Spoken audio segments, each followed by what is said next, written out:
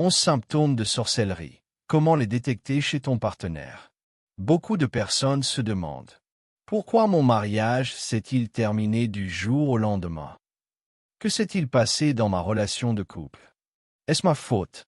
Une personne peut-elle faire un sortilège d'amour ou de désamour pour attirer quelqu'un, ou pour que cette personne tombe amoureuse de son époux ou de son épouse?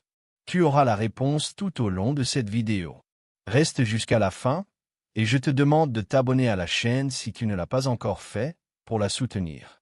Mets un « j'aime » à la vidéo pour que YouTube la recommande à davantage de personnes, et partage-la pour que d'autres puissent aussi accéder à cette connaissance. En t'abonnant, active la cloche de notification afin de recevoir toutes les nouvelles publications. Certaines personnes s'obsèdent tellement d'autres qu'elles veulent les posséder à tout prix. Elles tombent dans un tel désespoir qu'elles ont recours, sans réfléchir deux fois, aux moyens les plus rapides et les plus sombres pour obtenir ce qu'elles désirent, sans se soucier si cette personne est déjà engagée ou mariée, et même s'il y a des enfants au milieu. Ainsi, elles détruisent des familles. Ce type de personnes recourt à la sorcellerie, à la santeria ou à des sorts pour rompre des relations ou pour capturer, soumettre, dominer, manipuler ou conquérir quelqu'un de manière totalement vile, en violant le libre arbitre. Elles peuvent aussi pratiquer des sorts de désamour. Par exemple, une femme obsédée par un homme marié. Comme elle ne peut pas l'avoir, elle réalise un sort pour qu'il quitte sa femme. Puis, elle fait un autre sort, un envoûtement, pour qu'il tombe amoureux d'elle. Ainsi, elle vole le mari d'une autre et détruit un foyer. Ce sont des pratiques de sorcellerie destinées à détruire des mariages. La majorité des personnes qui font cela sont des femmes, même si certains hommes le font aussi, mais en bien plus petit nombre.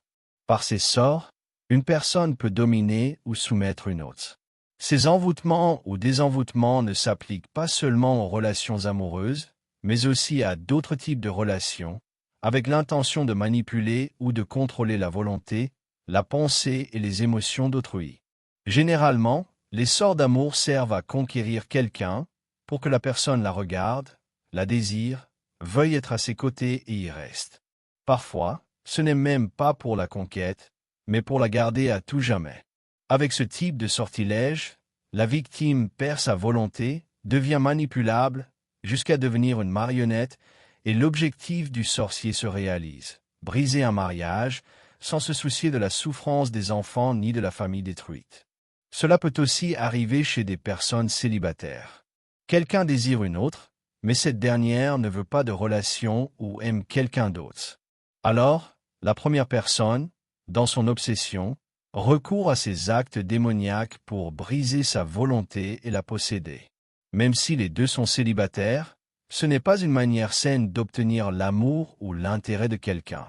Et si cela marche, la relation sera hautement problématique, car tout ce qui vient du mal finit mal. La relation n'aura ni paix ni harmonie, seulement disputes et désaccords, car ces sorts perdent leur effet avec le temps et doivent être renforcés. Il existe certains signes permettant de reconnaître quand une personne est sous l'effet d'un sortilège ou d'un envoûtement. Voici quelques-uns. Premièrement, l'homme ou la femme victime de sorcellerie change de comportement avec son conjoint. Le dialogue se coupe, la relation se refroidit soudainement, sans raison apparente. C'est le premier symptôme. Ce changement peut aussi venir d'une infidélité, car celle-ci ouvre la porte au démon de l'infidélité. Dans ce cas aussi, la prière est nécessaire.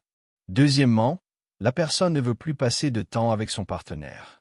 Elle trouve des excuses pour s'éloigner, devient froide.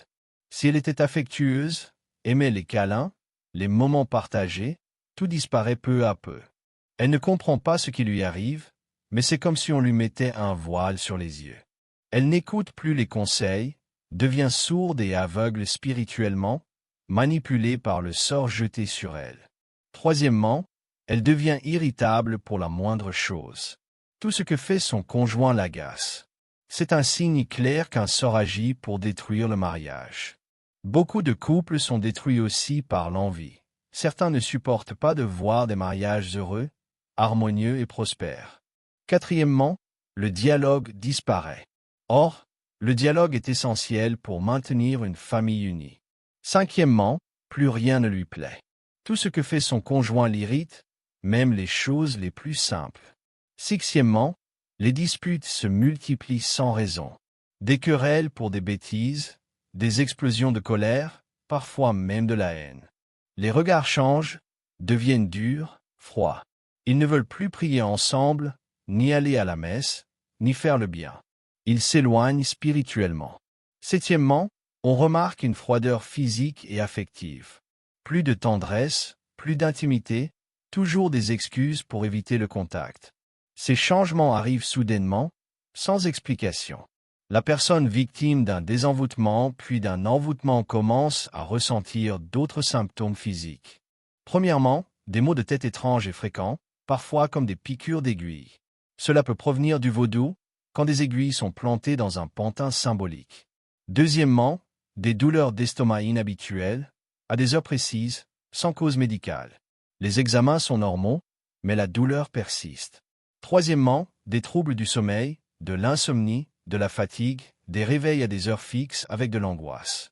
Souvent, la personne rêve de celle qui lui a jeté le sort. C'est pourquoi il faut prier avant de dormir et demander à Dieu de protéger son conjoint. Quatrièmement, la victime se sent attirée inexplicablement par une autre personne. Elle ne comprend pas pourquoi, mais ressent un désir irrésistible et une angoisse à l'idée de la voir. Ces symptômes doivent être liés entre eux. S'ils apparaissent isolément, la cause peut être autre. Il faut toujours discerner avec prudence et consulter d'abord un médecin pour écarter tout problème physique. Si les examens ne montrent rien et que ces signes persistent, alors on peut envisager qu'il s'agit d'un sortilège destructeur de couple. Ces sorts peuvent-ils être rompus? Oui, bien sûr. Et dans une prochaine vidéo, je t'expliquerai comment les briser facilement et définitivement pour que ton mariage soit restauré et heureux à nouveau. Prions, discernons, et remettons tout cela entre les mains de Dieu, le seul qui peut nous libérer, nous sauver, transformer et redonner vie à ce qui semblait perdu dans notre couple.